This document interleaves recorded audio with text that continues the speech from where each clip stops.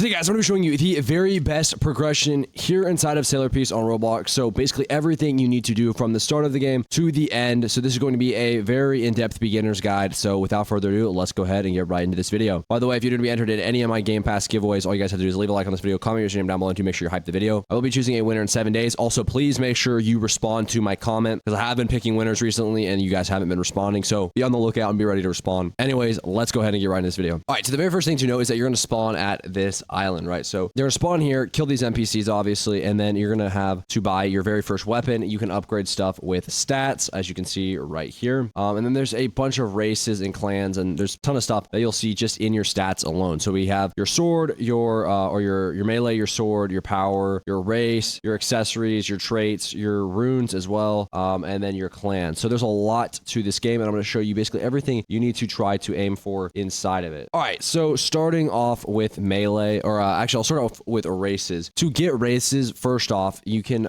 simply use your inventory and you can see race rerolls. These literally just drop from bosses. They're pretty easy to get. You're not probably gonna have too much trouble. They guarantee drop from bosses, and then they also could drop from other NPCs like, you know, this thief right here or whatever. So really easy to get race rerolls, and obviously, you know, you need these to get good races. So if you're starting the game, here are the races that I would go for. You can go for Warlord, which is one of the ones I have right now. As you can see, it does a lot of 85 max HP, 10% damage reduction, 22% melee damage multiplier, and 80% damage, as well as lifesteal. Trust me, that is very much worth it. Then we have the accessory, which is Moon Outfit. So 107 defense, 85 damage, and then 15% damage reduction. So all of those are very, very good. And I'll kind of talk about that later. But if you're going into races, you're going to either want the Warlord, like I have, the Sword Blessed, or the Kitsune, which is very good for luck. Those three are the best races to aim for in the game. And obviously, Kitsune is the best for luck, Sword Blessed is the best for sword, and then Warlord is the best for melee. So like this Moonslayer sword I have right here, that would technically be considered the best for that. Anyways, let's get into the next, which is going to be accessories. Now, accessories you can find in your inventory if you scroll over. We have all of these different accessories here. Now, these accessories are dropped from different mobs and NPCs. They're kind of random drops. So I'm not going to go too much into that, but you can drop those and you can get very, very good ones. Killing bosses is a very great way. So if you go to Boss Island, this is very, very good for going ahead and, you know, dealing a lot of damage and killing them. So like this boss right here has a chance to drop, you know, the Moon Outfit, which is one of the accessories. So yeah,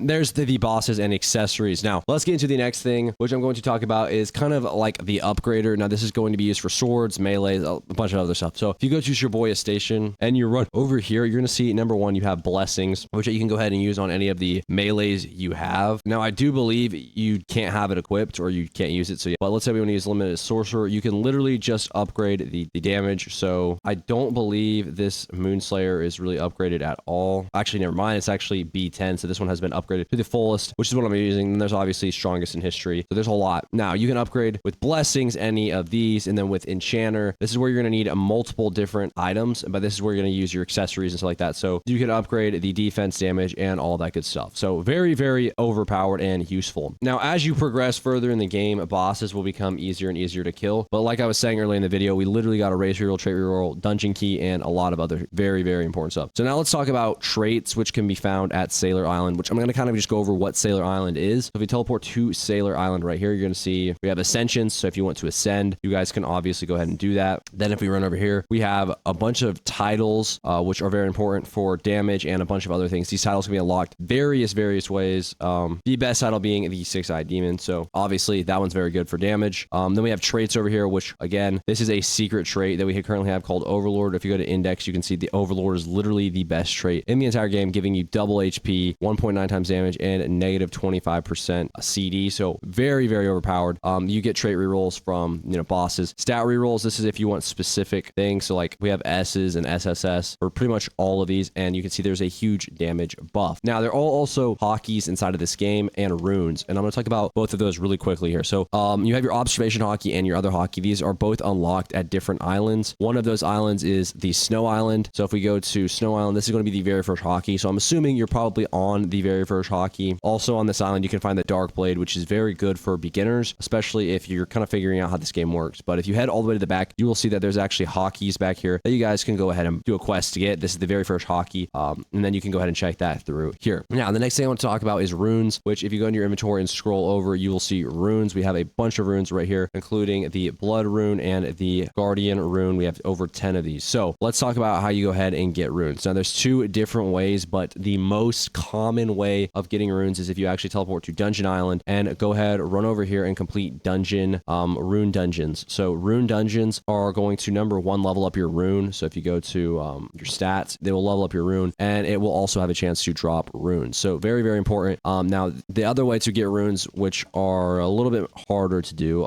is going to be the Infinite Tower. The Infinite Tower is going to be on Tower Island, and this is how you can unlock the other runes like the Premortal and the Havoc rune, which both give you 100, or they both have damage boosts and stuff like that. So now the next thing we have is clans, which are very, very similar to, you know, things like races. They're just called clans, and they do a bunch of different things, but you just need to get clan rerolls, and the clan I would aim for is like Eminence, Upper Altar. Either one of those will work. But yeah, you see they have some pretty huge buffs overall. Trait we already went over, rune we already went over, accessories we already went over, and race we already went over. So what else is there to the game? Well, there's obviously weapons. Atomic is very, very good. And really quickly, I'll show you a couple of the metas to the game, especially for farming. So if you're trying to farm a bunch of items, I would recommend going to Shinjuku Island like this, all right? And then getting the Quake Fruit, because you see this guy right here is actually doing that strategy right now, where he sits with the Quake Fruit, and it's going to go ahead and spam kill all of these. As you can see, he killed that, and the NPCs over here at this. So it's pretty much an instant kill, and very, very effective farming, you know, race rerolls and all that good stuff. He's actually dealing damage to me right now because of that. Yeah, so then you have those islands right there. You can also farm at Lawless Island, which is the very bottom one, which a lot of people do recommend. So I would recommend doing that for yourself if you haven't already. Lawless Island is a great place to farm. Artifacts are another thing. These are huge damage boosts. I didn't really go over these too much, but artifacts are unlocked at a certain island. If you click on that, you'll see that there's a bunch of artifacts. These are just dropped, and kind of how they work is when you have a set, they do more lifesteal, more critical damage, or more damage just in general. So the more you stack of these, the better. So overall, yeah, there's a lot of stuff in this game, but that's kind of just an overall progression guide. When it comes to buying swords, I kind of went from the katana straight to the manipulator sword, and then I kind of went from there to the Moonslayer, which is kind of a huge jump, which is why it took so long to grind. That isn't necessarily the best system to do that, but that is how I did it. There's also another thing I forgot to mention, which is going to be the brand new power system here at Lawless Island. If you go to Lawless Island and you run over to the power system, this guy right here is going to actually have a chance to roll. As you can see right now, I have kind of just honestly a really bad trait, so I'm gonna re-roll.